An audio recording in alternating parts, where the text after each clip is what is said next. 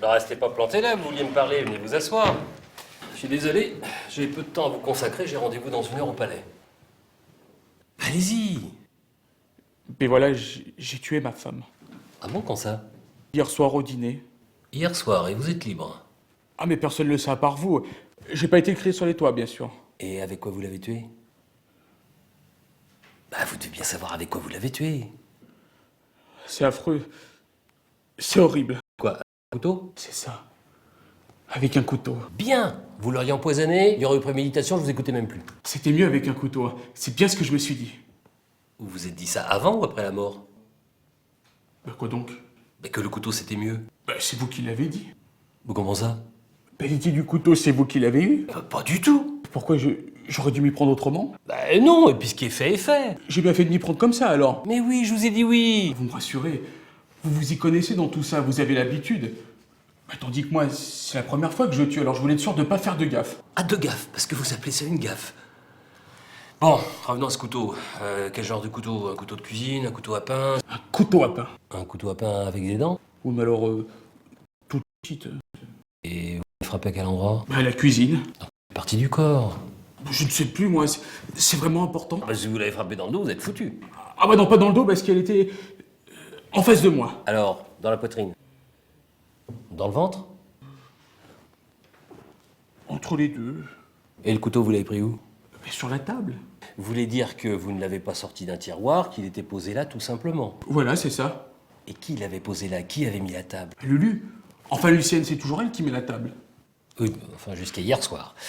Donc, vous êtes tous les deux en train de dîner, une dispute éclate, une dispute terrible. Terrible, terrible. À quel propos la dispute? Oui, bon, on verra ça plus tard. En tout cas, elle a tort.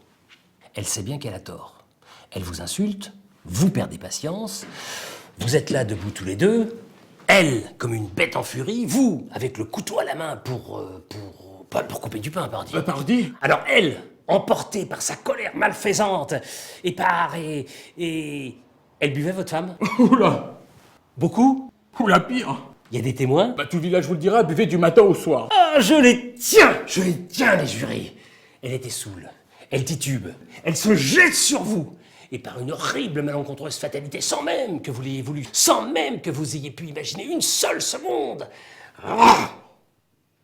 elle vient s'embrocher sur le couteau à pain. Oh, mais c'est comme si j'étais. C'est à peu près comme ça que ça s'est passé? Exactement comme ça. Une sorte d'accident, quoi. Oui, n'allons pas trop vite. Homicide involontaire, ce sera déjà pas mal. Hein. Donc, une dispute qui finit mal. À quel propos la dispute? Oh, bah, n'importe quoi, me chercher tout le temps des noises. Non, c'est pas bon ça. Essayez de vous souvenir, elle a bien fait quelque chose pour que vous en veniez aux mains. Ah ça, elle m'en a fait. Elle a percé des trous dans mes seaux, elle a crevé mes pneus. Elle a pissé dans ma soupe. Et pire, elle a brûlé ma collection de timbres. Je peux vous en raconter d'autres. Racontez, vous êtes là pour ça. Elle a pas essayé je sais pas, de vous empoisonner, par exemple. Allez savoir. C'est pas impossible, elle est capable de tout. Geneviève, pourriez-vous annuler mon rendez-vous avec le procureur, s'il vous plaît? Remettez à demain. Très bien, maître. Commençons par le commencement. Votre nom, prénom, adresse et profession. José Victor, braconnier. Vous tenez vraiment à cette profession? Ah non, non, non, c'est pas ma profession, braconnier, c'est mon nom.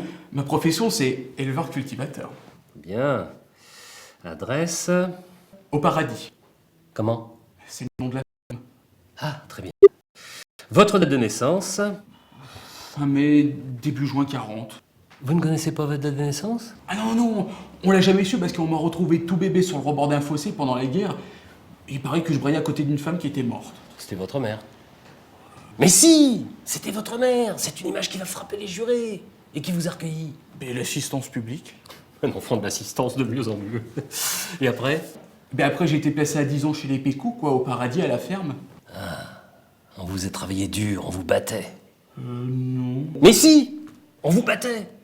Et bien des soirs, épuisé de fatigue, vous vous endormiez sur une botte de foin.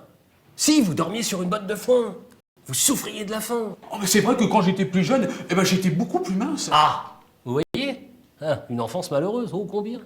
Et après? Ah ben après, j'ai pris du poids, forcément. Mais parce non. que- Non, après, qu'est-ce qui s'est passé après? Ah ben après, toujours pareil, sauf que la mère Pécou est morte et que je me suis retrouvé tout seul avec le père Pécou et sa fille Lulu, quoi. Soutien de famille.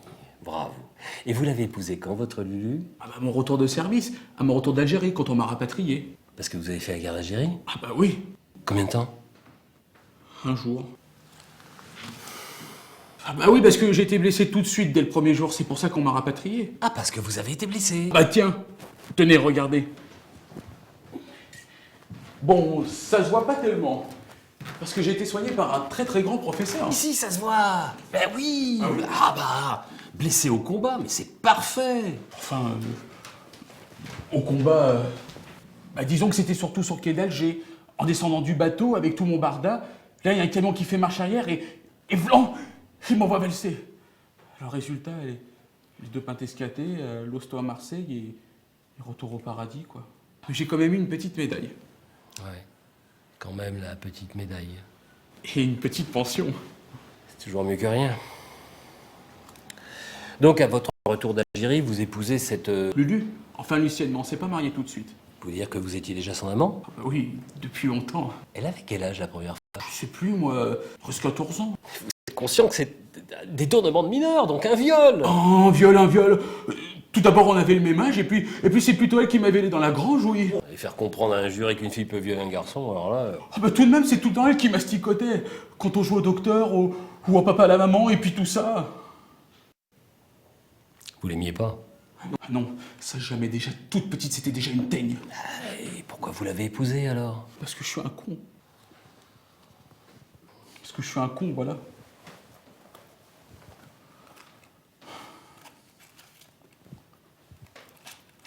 Oh, pardon. Ah non, non, ça ne me dérange absolument pas. Au contraire, j'adore inhaler la fumée des autres depuis que j'ai arrêté. Non, une seule chose me tracasse. Ce sera sans doute différent dans les jours à venir, mais voilà. Votre enfance malheureuse, le calvaire de votre mariage, l'urine dans le potage, le timbre poste dans le feu, tout ça, je ne peux pas l'utiliser trop tôt. Ah bon? Ah non! L'accusation aurait beau jeu de considérer que ce sont des circonstances atténuantes et que nous plaidons coupables. Quelle heure est-il? Ah bah moi, je ne jamais demandé, parce que ça me donne des palpitations. Ah ça c'est amusant parce que moi je peux pas porter de bracelet bon, je serais tout le temps en train de regarder l'heure, le stress quoi. Ah bah en attendant, je peux vous donner l'heure à 3-4 minutes près. Là, par exemple, il est 4h15. Geneviève, quelle heure est-il s'il vous plaît? 4h15, maître. Oh, mais ça c'est amusant, comment vous faites? Ah bah vous savez, on apprend beaucoup avec les chèvres. Elles ont vite fait de vous rappeler à l'ordre quand c'est l'heure de les traire. Oui, bien sûr. Ouais. Bien, où en étions-nous? On plaidait coupable. Ah, bien sûr. Et coupables, nous ne le sommes pas. On nous a provoqués, nous sommes défendus, l'acte est totalement involontaire, sans aucune intention de donner la mort. Absolument. Malheureusement, le motif de la dispute n'est pas clair. Si tout avait commencé par une crise de jalousie, mais vous me dites qu'elle ne vous trompait pas, que c'est absolument inconcevable. Justement, je vous ai peut-être pas tout raconté non plus. Vous croyez que ça fait plaisir à un homme quand tout le village se moque de lui? J'ai ma fierté, moi, quand même. Vous voulez dire qu'elle avait un amant, vous en êtes sûr? Ma tête à couper. Vous êtes gentil, évitez cette phrase. C'est qui son amant? Mon meilleur ami. C'est- Oui, c'est souvent le cas, oui. Et qu'est-ce qu'il fait? Il est garagiste. Ah mais là, tout s'explique. Au dîner, blessé, humilié, anéanti, vous faites des reproches à votre épouse infidèle. Vous lui parlez même de divorce. Alors elle, de mauvaise foi, s'en prend à vous. Et c'est là que ça colle pas. Il faudrait une menace précise, une menace immédiate. Vous êtes sûr qu'elle n'a pas sorti un pistolet, un tisonnier? Ah bah non, le tisonnier était beaucoup trop loin. Mais attendez. Et une soupière, c'est bien pour nous, non? Soupir qui soupire. Mais la soupière qu'elle m'a jetée à la tête, pardi. Parce que je m'en souviens très très bien maintenant. C'est tout comme si c'était clair comme de l'eau de baptême, comme vous dites. Je lui parle de divorce. Boum, elle m'envoie la soupière à la tête. J'évite de justesse. C'est pas une menace, ça? Pourquoi vous l'avez pas dit plus tôt? Mais c'est inespéré, vous vous rendez compte? Un tisonnier, un revolver, tout ça, c'est du classique, c'est du déjà vu. Mais une soupière, ça c'est vrai, ça sonne juste. Elle touche à rien au moins. Touché à quoi? Bah, une soupière, ça se brise, ça répand de la soupe partout, vous n'avez pas nettoyé.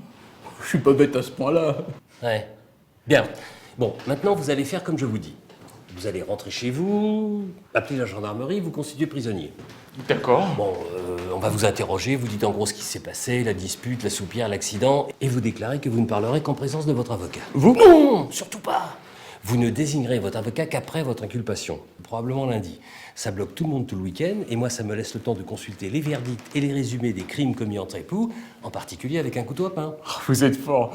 Pour un peu, je vous embrasserai. Ah non, laissons ça. Allez, dépêchez-vous, ne ratez pas votre train, et surtout, vous suivez bien mes instructions. Merci, maître.